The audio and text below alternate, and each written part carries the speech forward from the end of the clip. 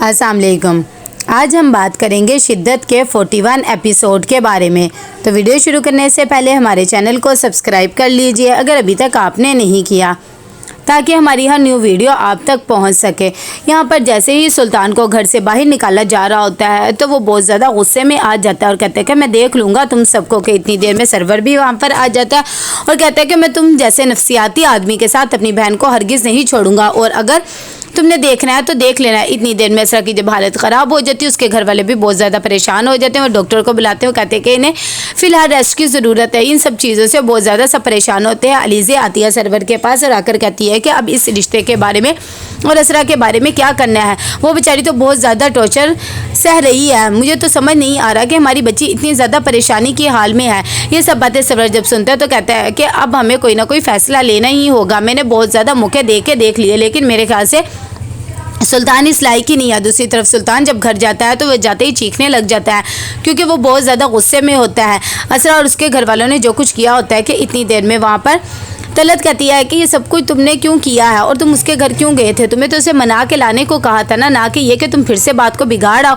सुल्तान कहता है कि आपके कहने पे ही मैं वहाँ पर गया था। उन्होंने तो मेरी इतनी ज़्यादा इंसल्ट करके रख दी है, मुझे घर से निकाल दिया और मुझे पागल कह रहे थे कि मैं नफसियाती हूँ, मैंने उनकी बहन की ज़िंदगी ख़राब कर दी है। किस चीज़ की कमी है? मैं नफसियाती हूँ, मैं इतनी बड़ी कंपनी चला रहा हूँ, कैसे वो ये सब कुछ कह सकते हैं? जब मनान ये बातें सुनता है तो हैरान हो जाता है और कहता है कि सुल्तान तुम्हें इतना ज़्यादा गुस्सा करने की ज़रूरत नहीं है, हमें पता है ना कि तुम बिल्कुल ठीक हो, तो तुम क्यों परेशान हो रहे हो?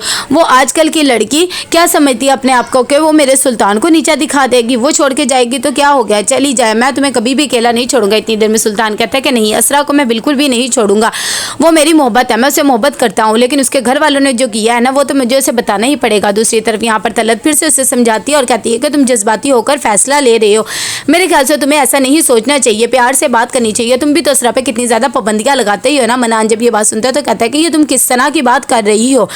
हमारा सुल्तान क्या उसे जीने नहीं देता? क्या उसे मारता है, पीटता है, ऐसा करता है? कुछ भी नहीं करता। वो लड़की खुद ही इस लायक है, उसकी तो खुद ज़हनी कैफियत ठीक नहीं है और उल्टा वो मेरे बेटे को कह रहे हैं। उनकी कैसे हिम्मत हो गई कि वो मेरे लड़के को ये सब कुछ कह रही हैं?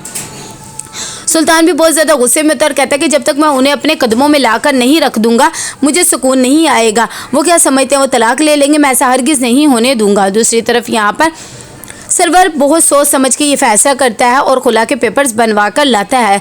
सब जब ये सब बात देखते हैं तो हैरान हो जाते हैं। सरवर आता है असरा के पास और आकर कहता है देखो मैंने बहुत सोच समझ कर फैसला लिया है, मेरे ख्याल से तुम्हें रोज़ रोज़ इस अजियत से गुजरने की बजाय एक दफ़ा ये सब कुछ कर लेना चाहिए और ये पेपर्स तुम देखो और इन पर साइन कर दो।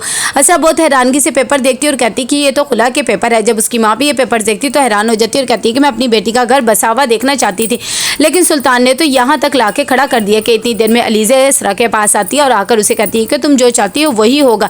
अगर तुम चाहती हो कि तुम सुल्तान के साथ रहो तो तुम उसके साथ ही रहोगी, तुम पे कोई ज़ोर ज़बरदस्ती नहीं करेंगे, लेकिन जो रिश्ता इतनी ज़्यादा तकलीफ़ देने लग जाए मेरे ख्याल से उस रिश्ते का ख़त्म हो जाना ही बेहतर है। बाकी जो तुम फैसला करोगी, हम घर वाले तुम्हारे साथ हैं, लेकिन हम तुम्हारी इस तरह की हालत नहीं देख सकते। सुल्तान ने तुम्हें क्या करके रख दिया है।